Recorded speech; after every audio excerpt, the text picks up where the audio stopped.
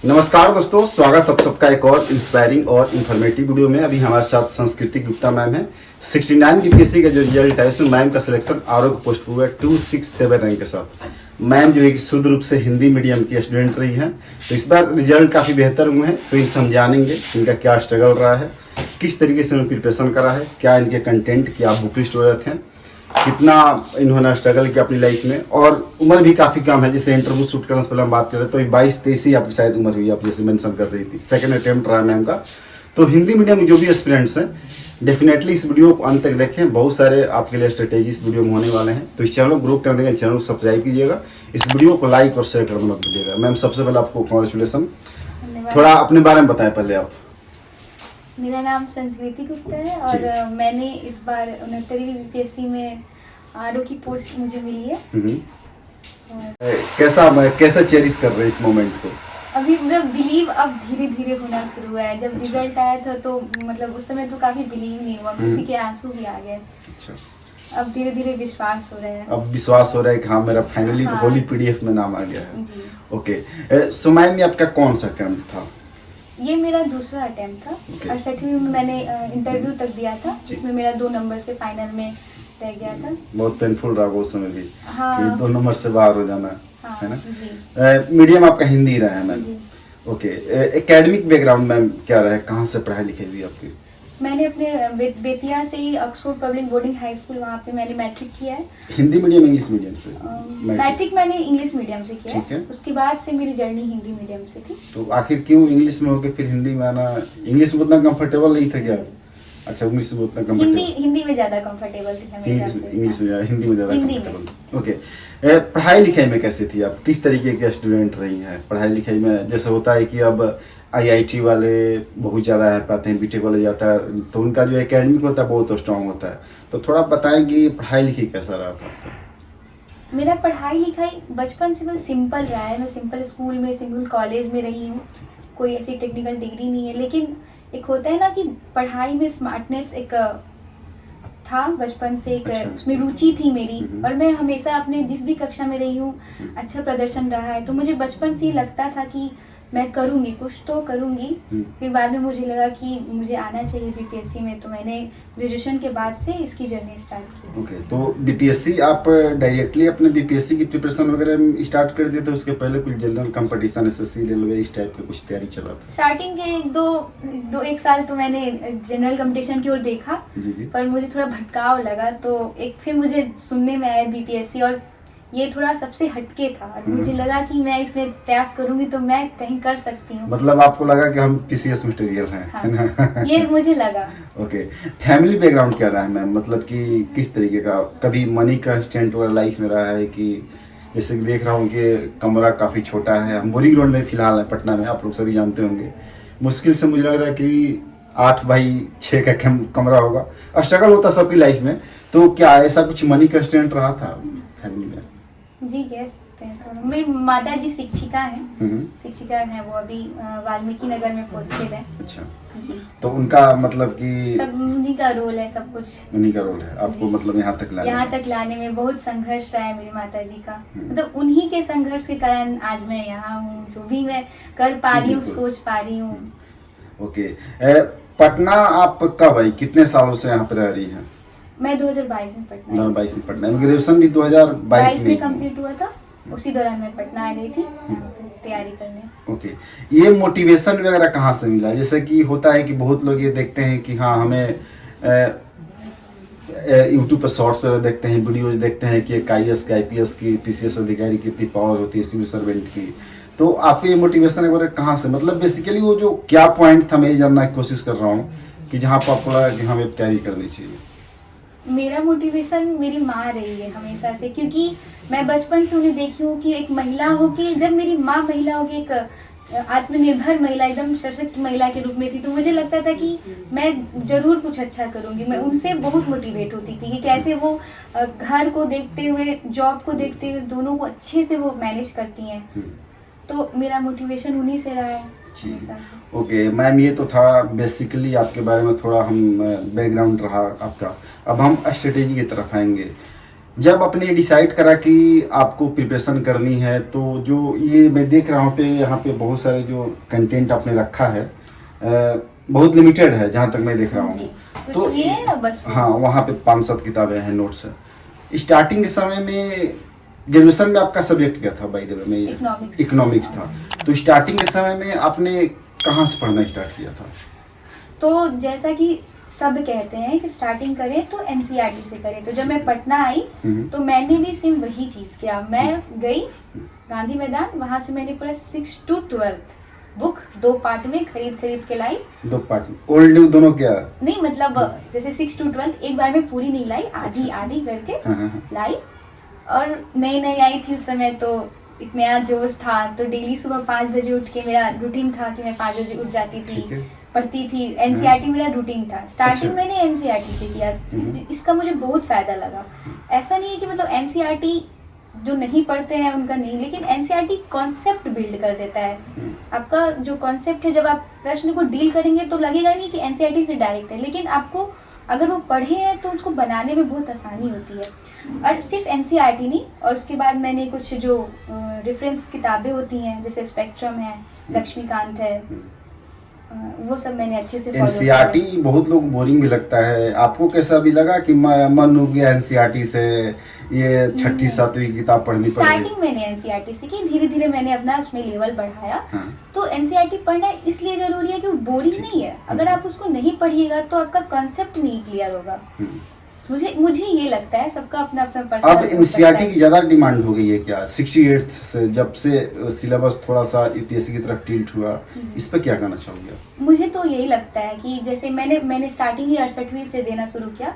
तो अगर हम 68वीं से पहले के क्वेश्चन पेपर देखेंगे, 67वीं 66वीं, तो उसमें थोड़े फैक्चुअल टाइप के क्वेश्चंस रहते थे कि जो पहले अब जो क्वेश्चंस आ रहे हैं आप देख रहे होंगे 68वीं 69वीं का पेपर किस तरह से कॉन्सेप्चुअल पेपर है, जिसमें यही लगता है कि ऊपर फैक्ट्स पढ़ के नहीं होगा। आपको एक डीप नॉलेज होना चाहिए, जैसा चेयरमैन सर ने भी कहा था कि आपको मतलब डीप में स्टडी करना होगा। तो डीप में स्टडी करने के लिए एनसीईआरटी काफी नहीं है, लेकिन एनसीईआरटी बेस है। इसके आगे आप जो सब पढ़ रहे हैं जनरल किताबें, ज्यादा नहीं पढ़ना है। मेरे पास भी बहुत लिमिटेड किताबें हैं, मैं लिमिटेड ही देख रहा हूँ आपके ऐसा। और मैं एक किताब से स्टिक रही, चाहे वो 68वीं था या 69वीं। मैंने अपना वो मार्केट में तरह तरह के लगते थे, कभी ये खरीद लूं, कभी वो खरीद लूं। अच्छा लगता था ये। फिर सोचती थी कि नहीं, जो है उसी को 2 बार 3 मतलब ये दिमाग में आता था कि टॉपर से कहते कि नहीं, भटकना नहीं है। तो फिर लगता था कि नहीं, मैं ये नहीं खरीदूंगी, मेरे पास जो है उसको मैं 4 बार 5 बार पढ़ लूंगी। तो मेरा जो रिसोर्स रहता था, मैंने उसको मल्टीपल रिवीजन किया है, काफी मल्टीपल रिवीजन किया है। जो भी मेरे नोट्स रहे हैं, जो भी ऑनलाइन सोर्स जो भी था। ठीक है। तो आपने ऐसा बताया कि आपने रिवीजन एनसीईआरटी को काफी बार आपने करा है ना? तो रिवीजन का वो बेसिकली किस तरीके से आप करती थी? मतलब जैसे आज आपने कोई चीज़ पढ़ा, और होता क्या है कि ह्यूमन नेचर ऐसा होता है, ह्यूमन माइंड ऐसा होता है, धीरे धीरे उसको भूलता जाता है। तो उसको लंबे समय तक हमको लोग कि एग्ज़ाम तक जाना है, एग्ज़ाम सेंटर में उस चीज़ों को लेके जाना है। तो क्या तरीका था आपका कि हाँ हम ऐसे पढ़ेंगे, तो ऐसे रिवीजन करेंगे तो हम ज़्यादा समय तक कैरी करेंगे? कितने समय बाद रिवीजन आप कर देती थी? जैसा कि मैं कोई भी बुक को मैंने जैसे 6 to 12 में मैंने 6 to 8 1 से 2 बार पढ़ा होगा। उसको 1 से 2 बार, पतली किताबें हैं, वो ऐसे ही जल्दी निकल जाती हैं और समझ में भी आता है, वो दिमाग से हाँ, बहुत नीचे का वो होता है। 9th 10th 11th 12th इसको अपने रिवीजन किया, इसको काफी जरूरत पड़ती है रिवीजन करने की। तो मैं जैसे एक बार उसको पढ़ ली, दूसरी बार पढ़ी तो मैं थोड़ा फास्ट पढ़ती हूँ। जैसे कोई चीज़ है जो मुझे पता है कि इसमें मेरी समझ अच्छे से डेवलप है, तो वहाँ से मैं उसको तेज़ी से पढ़ के निकलती हूँ। लगता है कि नहीं, यहाँ पे थोड़ा ज़्यादा ध्यान देने की जरूरत है, वहाँ मैं रुक के समझ के पढ़ती हूँ। तो इस तरह मुझे रिवीजन करने में समय थोड़ा कम लगता है। मतलब ऐसे रिवीजन करती थी है ना? तो नोट्स वगैरह एनसीईआरटी के बनाती थी कि नहीं आप? नहीं, मैंने नोट्स तो नहीं बनाया, तो मैं उसी में हाईलाइट करती। तो नोट्स अपने कोई भी सिनॉप्सिस टाइप के से कुछ नहीं बनाया? नहीं, वो नोट्स तो मेरे पास प्रॉपर नोट्स है, एडवांस लेवल के, जैसे स्पेक्ट्रम के, लक्ष्मीकांत हो गए, और फिर और जो भी स्टैंडर्ड बुक हैं। हाँ, मैम ये बताएं कि अब जिस तरीके से प्रीलिम्स में क्वेश्चन आ रहा है, तो उसमें क्या स्ट्रेटेजी फॉलो करें? जैसे कि अब बहुत डायनेमिक हो गया है, ऑप्शनल बेस्ड क्वेश्चन आते हैं, उसमें 2-3 स्टेटमेंट बेस्ड आते हैं, तो उसमें कैसे मतलब कि हम अच्छा कर सकते हैं प्रीलिम्स का जो। जैसे आपने कहा स्टेटमेंट बेस्ड क्वेश्चन 69 में भी काफ़ी देखे गए। जी। तो मेरी उसमें स्ट्रेटजी थी कि मैं वो क्या कहते हैं ऑप्शन उसको सिलेक्ट करके कि हाँ ये पॉसिबल, इसकी पॉसिबिलिटी नहीं ही है, उसको छांट कर बनाने की कोशिश मैं करती थी। तो ये प्रैक्टिस में कैसा है? इसलिए मैंने काफ़ी टेस्ट सीरीज दिया है, काफ़ी टेस्ट सीरीज दिया है। कितना टेस्ट सीरीज आपने लगाया होगा लगभग? इंस्टीट्यूट में भी मैंने काफ़ी दिया और एक बुक भी खरीदी थी मैंने खुद से, उसको घर पे टेस्ट सीरीज सॉल्व करती थी लेके, मतलब समझ लीजिए 30-40 अपने फुल लेंथ टेस्ट दिया होगा। जी। ओके। मेंस में क्या तरीका आपने अपनाया था? किस तरीके का आंसर राइटिंग रखती थी? क्या बुक लिस्ट कंटेंट वगैरह थे? तो जब मैंने पहली बार मेंस लिखा तो उस समय मेरे पीटी के काफ़ी जल्दी मेंस का एग्ज़ाम हो गया था, मैं ज़्यादा प्रिपेयर्ड भी नहीं थी, लेकिन मेरे पास कुछ हिस्ट्री के नोट्स थे अच्छे, जो मेन पॉइंट है, जैसे 1857, संथाल विद्रोह, चंपारण सत्याग्रह, सविनय अवज्ञा।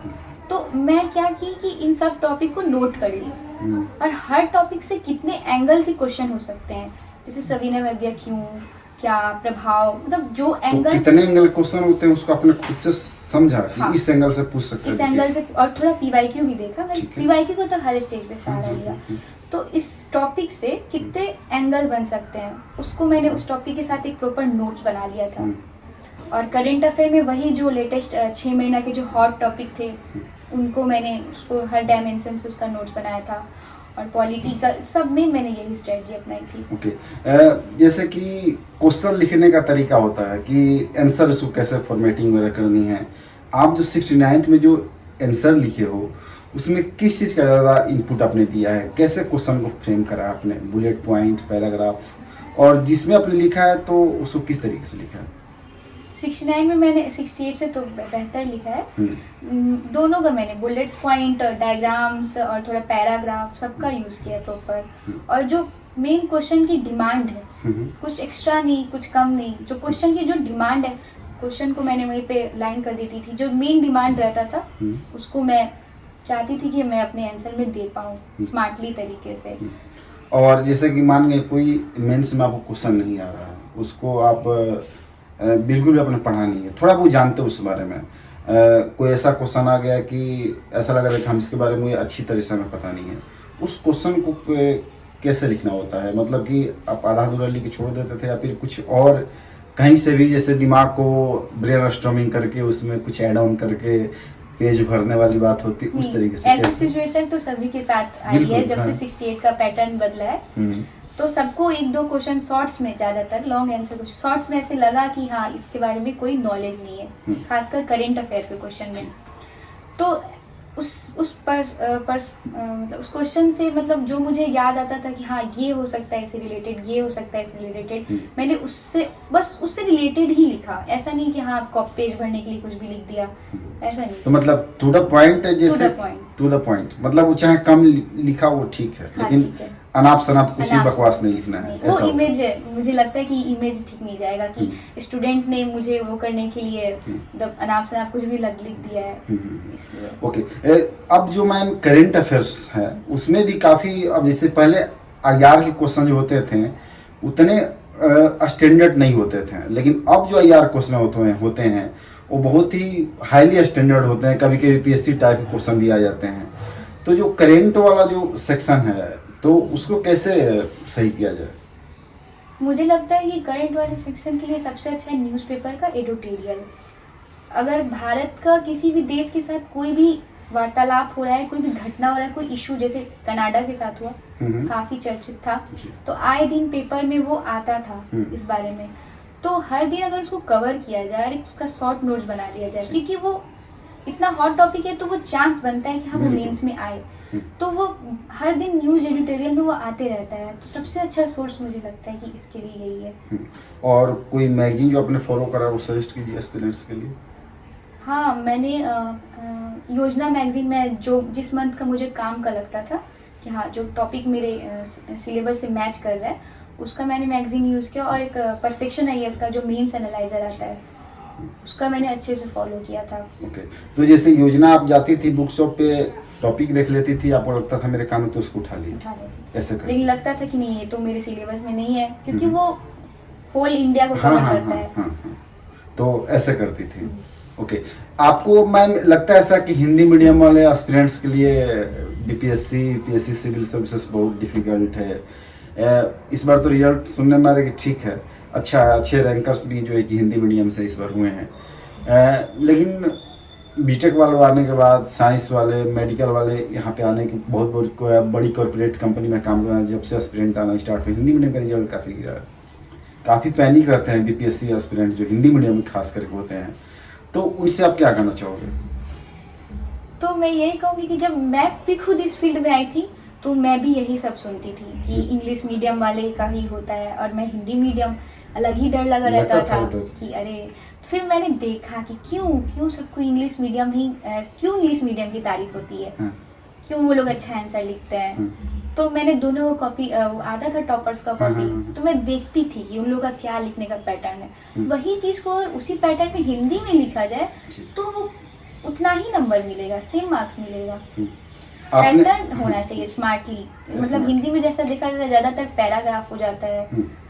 ओके, आप जैसे कि स्टार्टिंग में बताई थी काफ़ी आप स्मार्टली पढ़ती थी, मतलब पढ़ने में ठीक थी, आप बहुत स्मार्ट तरीके से पढ़ रही थी। बीपीएससी को कैसे आपने स्मार्टली पढ़ा? मतलब कि बहुत सारे स्टूडेंट्स होते हैं कि 4 साल 5 साल 6 साल से लगे हुए हैं, 22 साल की उम्र में अपने सिलेक्शन ले लिया, तो ये होता है कि तरीका होता है, बहुत लोग होते हैं कि आपसे ज़्यादा पढ़ रहे होंगे, 10-12 घंटे भी पढ़ रहे होंगे, आपने तो उतना पढ़ा भी नहीं होगा, 8-10 घंटे का तो होगा। कितने घंटे पढ़ती थी आप?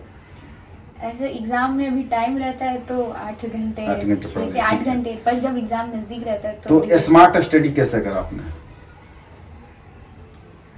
मुझे लगता है कि मल्टीपल रिवीजन, मैं कोई भी चीज़ पढ़ती थी वीकली मंथली उसको रिवीजन करती थी, और बहुत डायनेमिक थोड़ा सा, जैसे कि आज मुझे जैसे कल जो पढ़ना है मैं वो रात में सोच लेती थी कि नहीं ये कंप्लीट करना है, वो कंप्लीट करना है, और उस हिसाब से मैं उसको कंप्लीट करती थी। ईमानदार होना पड़ेगा खुद के लिए। मुझे लगता है कि 10 घंटे पढ़ रहे हैं लेकिन ध्यान नहीं है, चाहे कुछ दिमाग कहीं और है, तो जितना देर पढ़े एकदम पूरा फुल कंसंट्रेशन से ऑनेस्टी के साथ, अपना दिल खुद कह देता है कि हाँ तुम जो पढ़ रही हो वो तुम्हारे दिमाग में जा रहा है, तो उस तरह से मैंने पढ़ाई किया है। ओके, अभी मैम 70th बीपीएससी उम्मीद है कि 13 दिसंबर को हो जाएगा, ऑलमोस्ट 15-17 दिन बचे हुए हैं, तो इसमें किस तरीके का अब काम करना पड़ेगा स्टूडेंट्स को, कैसे अब ये 15 दिनों को यूटिलाइज करें किस तरीके से? 15 दिन में मुझे लगता है कि करंट अफेयर, अब तो करंट अफेयर भी पहले जैसे पूछा नहीं जा रहा है, काफ़ी लेवल बढ़ गया है, तो उसके लिए तो मैंने वही बोला कि न्यूज़पेपर का मैं जनवरी से ही 17वीं के लिए करंट अफेयर का न्यूज़ मैंने बनाते आई हूँ, और साथ में कुछ मैगजीन्स को भी फॉलो करती हूँ, तो वही लगता है कि करंट अफेयर को अच्छे से देखना होगा, 30 मार्क्स के होते हैं, हिस्ट्री को भी अच्छे से देखना होगा।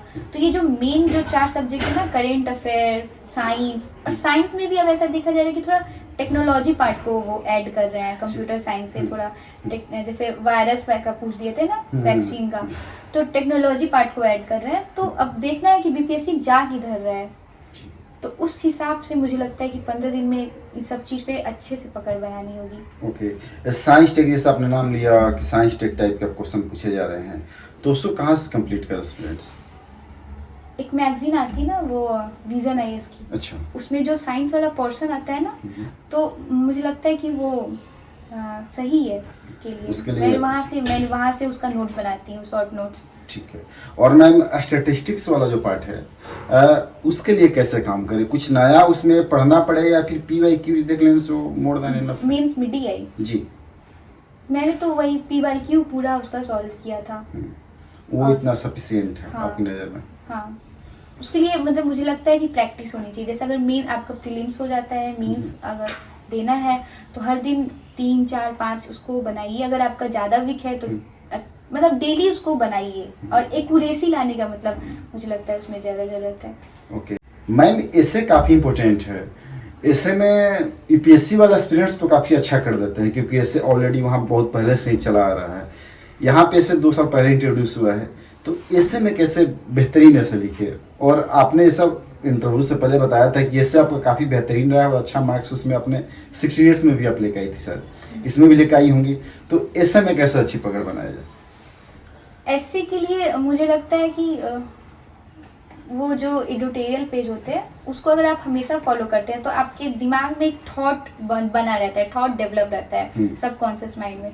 तो जब आप लिखते हैं तो वो ऑटोमेटिक आते जाता है कॉपी पे। अगर आप और इसको अगर और बेहतर निखारना है तो उसके लिए हम चाहे तो अपने घर पे खुद से हर दिन प्रतिदिन एक ऐसे लिखने की कोशिश कर सकते हैं। हम जितना ही ऐसे लिखने का प्रैक्टिस करेंगे वो उतना मतलब लगेगा कि हाँ एग्जाम में वहाँ पे चलेगा कलम, कि हाँ थॉट्स आएंगे कि हाँ इस जो क्वेश्चन पूछा गया है ऐसे पे इस पे मैं क्या क्या थॉट्स आ रहे हैं, वो थॉट्स ऑटोमेटिक आते जाएंगे।